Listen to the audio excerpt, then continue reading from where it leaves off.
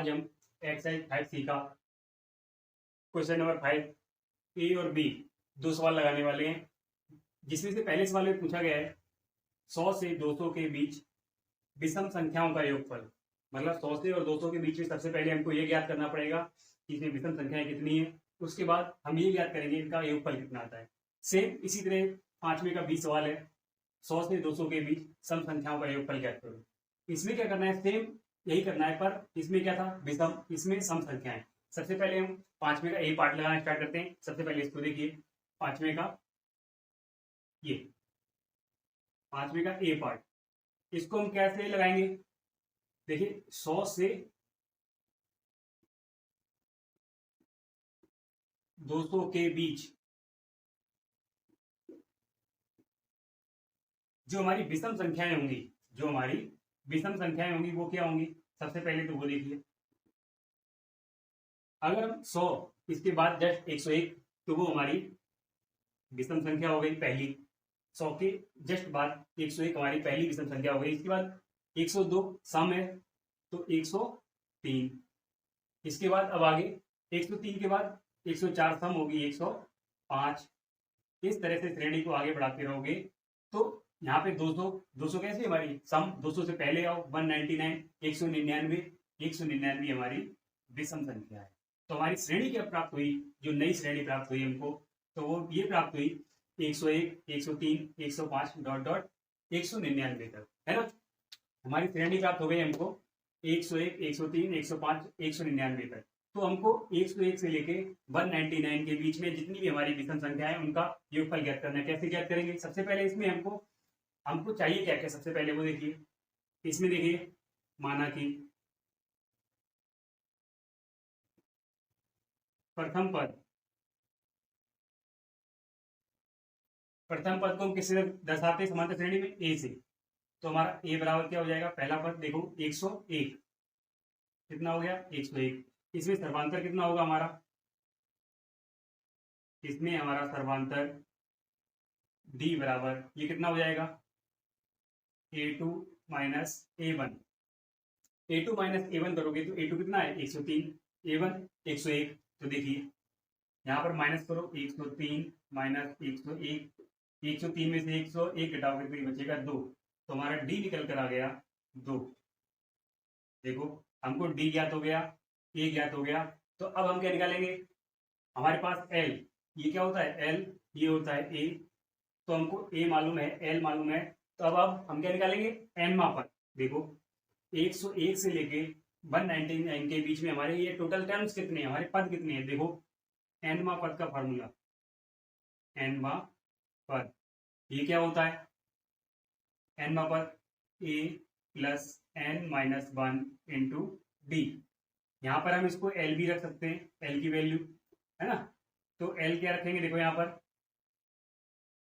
कितना है हमारा 199, तो हम यहाँ पे रखेंगे 199। तो ए की वैल्यू कितनी है हमारी 101 प्लस एन की वैल्यू कितनी है, देखो एन की वैल्यू हमको ज्ञात करनी है। हमारे टोटल 101 से लेके 199 तक हमारे बीच में टर्म्स कितने हैं हमको वो ज्ञात करने हैं। तो यहाँ पर एन ऐसा का ऐसा ही रहेगा -1 इंटू डी की वैल्यू कितनी है, देखो डी की वैल्यू हमने निकाली, ये आई हमारी 2। इसको सॉल्व करो तो 101 इस तरफ आएंगे प्लस के, तो ये माइनस के हो जाएंगे। देखो 199 माइनस का 101 इक्वल टू n माइनस 1 और 2। तो ये क्या बचा यहाँ पर 199 में से 101 जब माइनस करोगे तो यहाँ पे आएगा सिर्फ 98। इधर बचा n माइनस 1 इंटू 2 का इधर डिवाइड होगा तो ये क्या हो जाएगा 4, 2 चौक 8, 18, 2 निम 18। तो ये क्या हो गया, तो हम इसको ऐसे भी लिख सकते हैं क्या, n माइनस 1 इक्वल टू 49 लिख सकते हैं। अब देखिए ये माइनस का 1 उस तरफ गया तो हो जाएगा n 49 प्लस 1 इक्वल टू 50। तो देखिए हमारा n कितना निकल कर आया, यहाँ पर हमारा n निकल कर आ गया कितना 50। n कितना निकल कर आया 50। अभी देखो अब हमको ये मालूम हो गया कि 101 से लेके 103, 105 डॉट डॉट 199 तक हमारे जो ये टर्म्स हैं उनकी संख्या कितनी है 50। उनकी संख्या कितनी है 50। अब हमको ज्ञात क्या करना है, अब हमारे पास n हो ज्ञात मालूम हो गया तो हम आसानी से निकाल सकते हैं 101 से लेके 199 के बीच का जो हमारा जोड़ है, मतलब इनका योगफल हम निकाल सकते हैं आसानी से। सबसे पहले हम इसको साफ कर देते हैं यहाँ से। n पद देखिए, n तो हमने निकाल लिया और d बराबर 2 है, इसको भी थोड़ा साफ कर देते हैं। d बराबर 2 है, देखिए d भी यहाँ पर रख देते हैं हम, d 2 है जो हमने सवाल से निकाल लिया है। अब हमको ज्ञात क्या करना है, हमको ज्ञात करना है 101 से लेके 199 तक, है ना, इनके बीच का योगफल, इन संख्याओं का योगफल। तो हम लिख सकते हैं अतः श्रेणी में 50 विषम संख्याएं हैं, मतलब श्रेणी में 100 से लेकर 200 के बीच में 50 विषम संख्याएं, कितनी, 50। तो अब हम यहाँ पे n पदों का योगफल ज्ञात करेंगे n पदों का योगफल। ये क्या होता है, इसके भी दो फार्मूले हैं, कौन सा, यहाँ पे लिख देते हैं। एस एन बराबर भी दो फार्मूले होते हैं, पहला तो n/2 कोष्टक में a प्लस एल, दूसरा एस एन क्या होता है, n/2 कोष्टक में twice a plus n-1 into D. ये दूसरा फार्मूला हो गया। हमारे एस एन का योगफल, टाइम्स का योगफल, दो फार्मूले होते हैं। हम सबसे पहले ऊपर वाला फार्मूला ले लेते हैं, ठीक है, n/2 a प्लस एन। तो देखिए ये क्या हो जाएगा, एस एन बराबर n/2 कोष्टक में a प्लस एल हो गया। तो अब देखिए एस एन हमको ज्ञात करना है, तो ये n कितना है हमारा 50 बटे 2 कोष्टक में a की वैल्यू कितनी है, देखो ये कितना है 101 प्लस एल, अंतिम पद 199, ठीक है, 199 निकल कर आया, इसकी वैल्यूज निकालो। एस एन बराबर 2 काट दो, 2 दूनी 4, 2 पंचे 10, तो ये कितना आ गया 25 कोष्टक में। 101 को जब 199 में जोड़ो कितना आएगा, एक को अगर इसमें जोड़ो 200, 200 और 100 300, तो ये हो गया 300। तो एस एन बराबर कितना आया, 25 दिया 75 और 2 जीरो, ये हमारा आंसर हो गया। हम अब लिख सकते हैं अतः, यहाँ पर क्या लिखेंगे श्रेणी में, अतः श्रेणी 100 से 200 के बीच विषम संख्याओं का योगफल, विषम संख्याओं का योगफल कितना है, 7500 होगा। हमारा पहला सवाल लग गया, कौन सा, ये पहला वाला सवाल लग गया हमारा। 100 से 200 के बीच में विषम संख्याएं कितनी है, उनका योगफल कितना है। 100 से 200 के बीच में विषम संख्याएं कितनी है, तो n बराबर 50, 50 संख्याएं हैं, है ना, और 101 से लेके 199 के बीच का योगफल, तो वो 7500 आ गया। हमने दोनों सवाल लगा दिए, हमसे जो पूछा गया था हमने आंसर निकाल दिया। इसके बाद इसी का दूसरा पार्ट देखिए। अब दूसरे सवाल में भी कुछ अलग नहीं है, 100 से 200 के बीच में विषम संख्याएं पूछी गई है, 100 से 200 के बीच में सम संख्याएं, कुछ भी नहीं है, सब सेम टू सेम है ना। तो अब आगे दूसरा सवाल देखिए, इसका 5वें का बी पार्ट। जब हम 5वें का बी पार्ट लगाएंगे यहाँ पर, अभी हटा देते हैं और यहाँ से विषम हटा देते हैं, ठीक है। अब देखिए 5वें का बी पार्ट, अभी तक हमने क्या निकाला, 100 से 200 के बीच में विषम संख्याएं। अब हम निकालेंगे 100 से 200 के बीच में सम संख्या। 100 से 200 के बीच में सम संख्याएं कितनी आती है, सबसे पहले तो वो निकालो।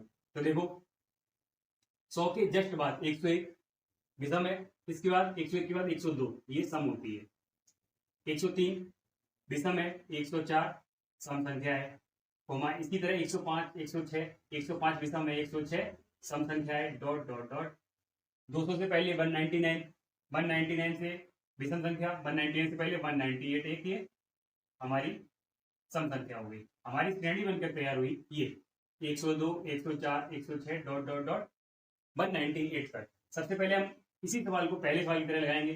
देखिए माना कि प्रथम पद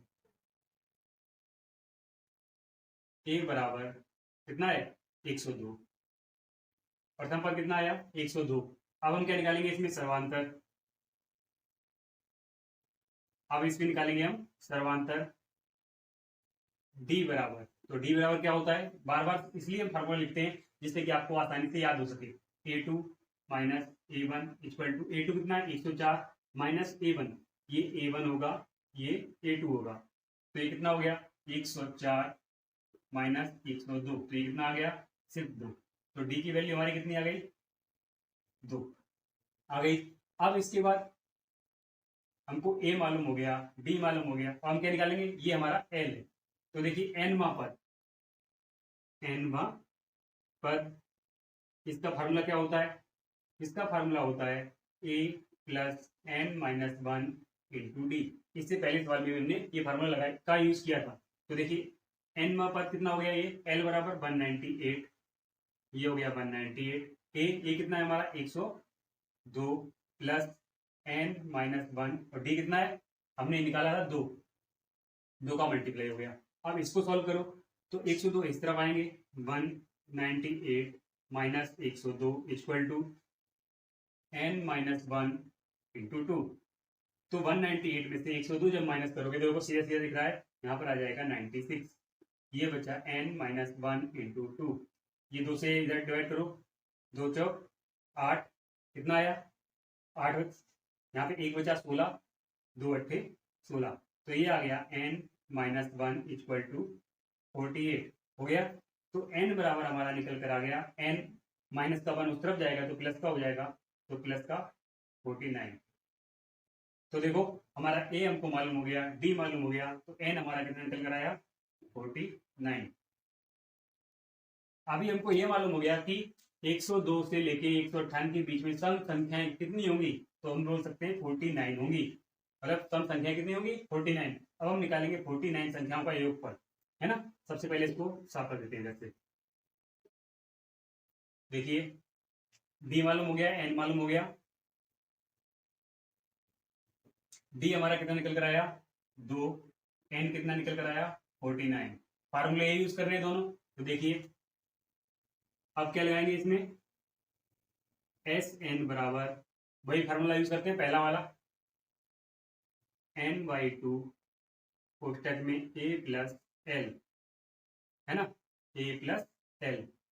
तो अब देखिए क्या होगा, एस एन बराबर एन बाई टू, एन कितना है हमारा 49 बटे 2 कोष्टक में ए की वैल्यू कितनी है, इतना बड़ा यहाँ पे नहीं लगाते, छोटा सा थोड़ा कर देते हैं क्योंकि ये ऊपर है, तो ए की वैल्यू कितनी है 102 प्लस एल, एल हमारा कितना है 198, 198, तो इसको जब जोड़ोगे क्या हो जाएगा आगे देखिए, 49 बटे 2 तो ऐसा ही रहेगा, 49 बटे 2 ऐसा ही रहेगा, कोष्टक में ये कितना हो जाएगा 98 और 2 100, 100 200 और 300, ये हो गया हमारा 300। 2 से डिवाइड करोगे तो आधा हो जाएगा, सीधा ये आ गया 150, सीधा सीधा हो जाएगा, 2 एकम 2, यहाँ 1 बची 10, 2 पंचे 10, 150। अब हम क्या करेंगे 49 मल्टीप्लाई 150 करेंगे। अब इसको कैसे मल्टीप्लाई करोगे, जब ऐसी कैलकुलेशन आती है इसी से हमारा सवाल कभी सही हो जाता है कभी गलत हो जाता है, इसका मल्टीप्लाई बहुत जरूरी है। देखो सबसे पहले जीरो की जीरो उठा के रख दो, 15 निम्मा 135, 5 लिख दिया, 13 कह गया, 15 चौके 60 और 13 7350, ये हमारा आंसर आ गया। तो इसका आंसर कितना आया था 7500, ठीक है, इसका आंसर कितना आया 7350, ठीक है, दोनों सवाल सेम थे, कुछ भी फर्क नहीं था। अब देखिए 49 आ गया और 150 हो गया, तो ये हो गया 7350। तो हम अब इस सवाल में लिख सकते हैं क्या, यहाँ पर क्या लिख सकते हैं अभी, ये देखिए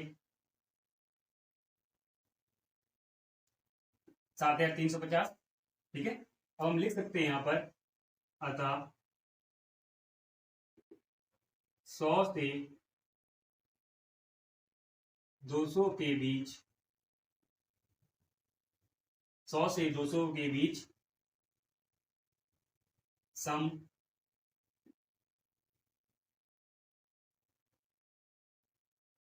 संख्याओं का योगफल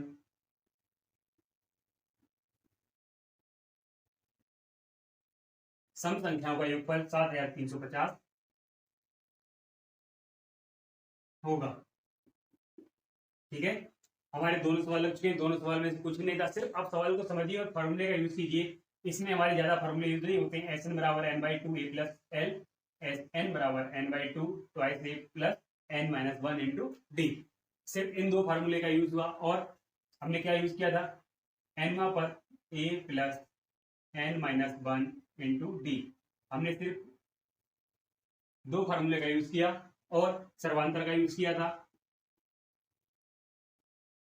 सर्वांतर किया था d बराबर a2 माइनस a1।